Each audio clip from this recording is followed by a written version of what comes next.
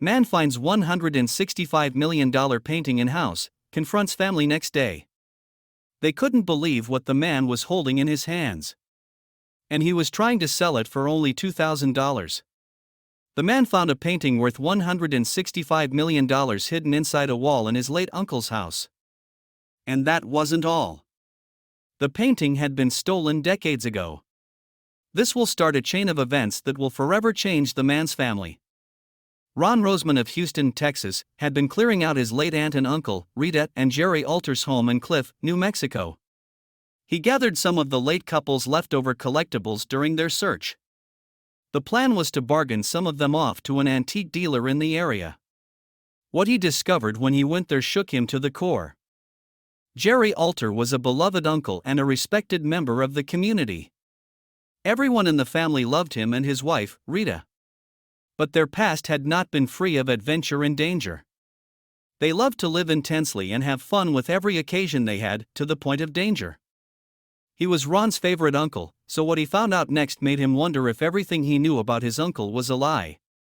Little to Roseman's knowledge, one of the collectibles in the stash he discovered in his uncle's house was a stolen decades-old Willem de Kooning canvas painting.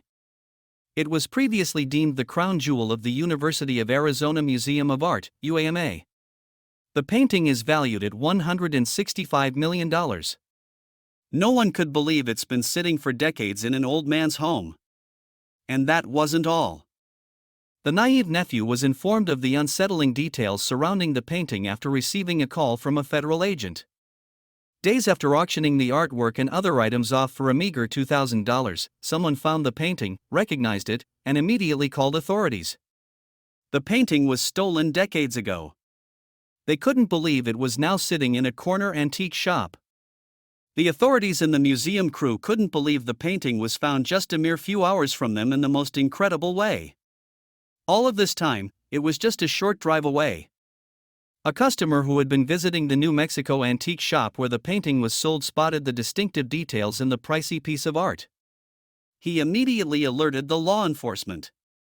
After authorities got involved, it was just a matter of time until the painting would make it back to its rightful owner, the University of Arizona Museum of Art. They couldn't believe the painting had found its way back to the museum after all these years. Everyone was overjoyed to exhibit the painting once again for everyone to see. It was always a concern that the painting had been destroyed and didn't exist anymore. The 40 by 30 inch oil canvas, woman ochre, of a female subject, was stolen the day after Thanksgiving in 1985, 27 years after the valuable piece was donated to the Tucson Museum. At the time, cameras had not yet been set in the exhibition. A mystery man and woman successfully executed a daring heist, according to a newspaper at the time, managing to steal one of the most valuable paintings in the museum. The thieves of the painting were a man and a woman working together. Apparently, the woman distracted the museum security guard at the base of the stairs.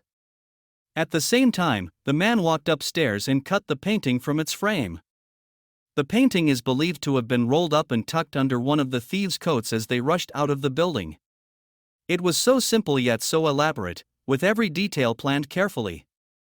Meg Hagyard, the interim director at UAMA, had said that it all was a very traumatic event for the institution and the people that lived through it.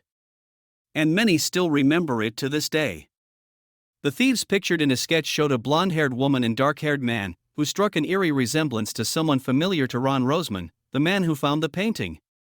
The thieves reportedly sped off after the heist, never to be seen again. The sketch pictured a couple that closely resembled Ron's uncle and aunt.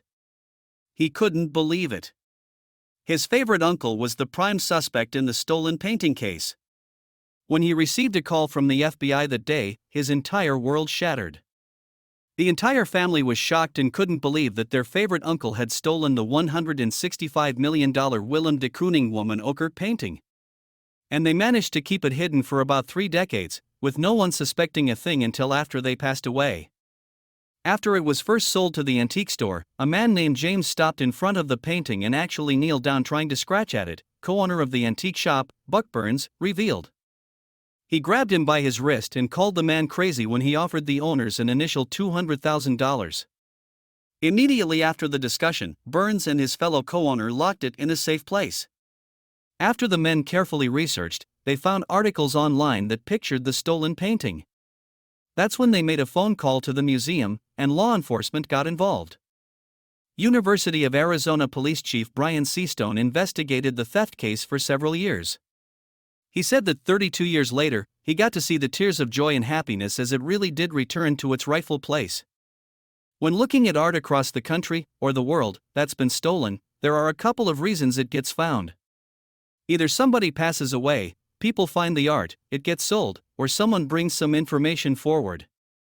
One of the three happened in that case.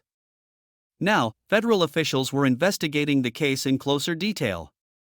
Many believe that the late Alters, two wealthy school teachers who traveled the world during their lifetime, were responsible for the theft. Ron Roseman said that the stolen painting hung in a hidden corner of their home for some time. The couple kept it in a private room behind the door, where visitors would not see it easily. A few years later, an unusual book was written by Jerry back in 2011 titled The Cup and the Lip. The book told the story of two people who robbed a museum of a 120-carat jewel.